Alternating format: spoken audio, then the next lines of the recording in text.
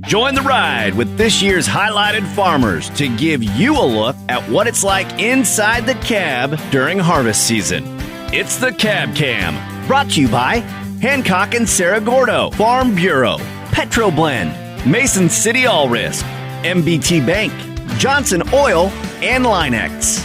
And now, let's go to the cab with your host, Jay Brooks. So it's another episode of the Cab Cam, except we're not in the cab this time. We thought we'd jump on the cab while the corn's being unloaded and everything else at different farms. You know, you always notice that when there's trucks and there's tractors and wagons pulling into farmyards, and sometimes there's bins out in the middle of the fields, and you might go, I wonder what they do with that, and why do they take it there and not to the elevator in town? Well, that's why we have Kevin with us today to kind of explain some of the things that he has on his area here in the corner of the cornfield this year anyway. You run beans on that too? No, we usually grow continuous corn back there. Oh, you do? Yep. Okay, because I don't, while I'm on that subject, why when I say you got corn now, soybeans next year, why do people rotate? You know, one year you see a bunch of corn in that field, next year you got a bunch of soybeans. Traditionally in north central Iowa, it's what we call rotated, 1 year of corn, 1 year of beans. But, the price of grain dictates what crop you plant, and personally I like to grow corn a lot better than I do soybeans. And can seem to do a more consistent, better job of growing corn than soybeans. So we've, here the last 10 years, have traditionally grown a lot more corn than beans. And it makes a difference too on the land and what you have in it, right? Yeah, corn is definitely a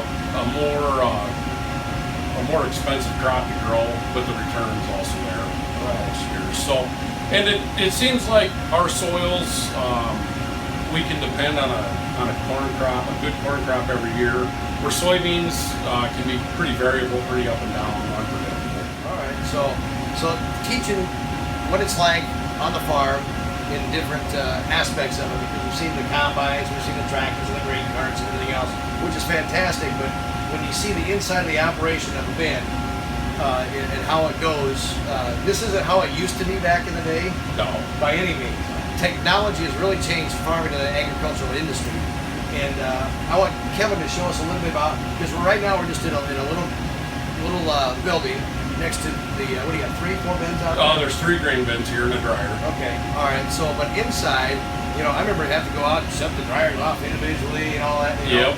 But tell us about the big long thing that's outside here. So here we have 2 50,000 bushel bins that we use to store dry grain in, and then the smaller bin's a 20,000 bushel bin, and that's where the wet corn that comes out of the field gets augered into, and then it comes out of that bin into the grain dryer, and then out of the dryer into one of those 50,000 bushel bins for long-term storage. Wow. See, there's a lot to it, isn't there? Yeah, there is. There is. So the different beds, why don't you make all the beds the same size? I mean, sometimes you got small ones, sometimes you got big ones. Well, the trend here, in the last 10 years has definitely been bigger bins. But we're growing bigger crops than what we ever used to. So, when this facility was built 4 years ago, 3 years ago, 4 years ago, it was just a nice fit for the amount of acres of grain that we bring in here, and it works really good. Now tell us, inside the building, we've got there's this nice little thing. It's all digitalized, continuous flow, automatic control. Tell us a little bit about that.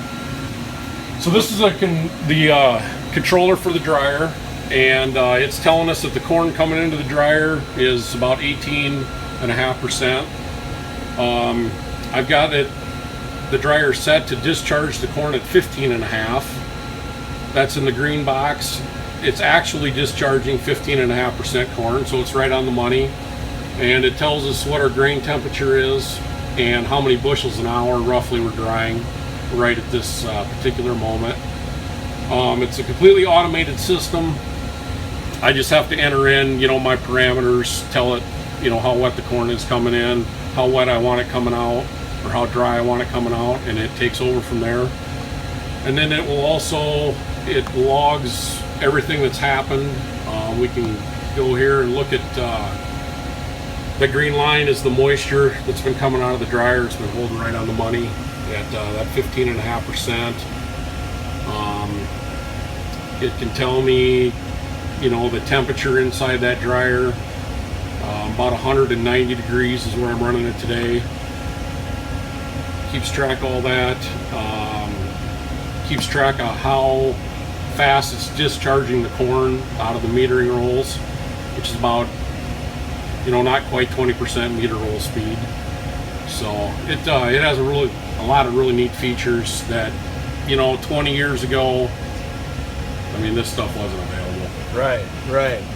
Even 10 years ago. Is that right? Yeah. Wow. Pretty new technology, and I can basically look at all this stuff off of my smartphone at home. Yeah, really? Yep. Yeah, why come to work? Yeah. Well, it's not that easy. It doesn't tell me when the bin's full and it's running out the door. So, Oh, it doesn't? Oh, okay. Yeah, we're not that technologically advanced yet, so I got to be around here as we're starting to top bins off. I got a solution. It's called a camera. Yeah. Outside.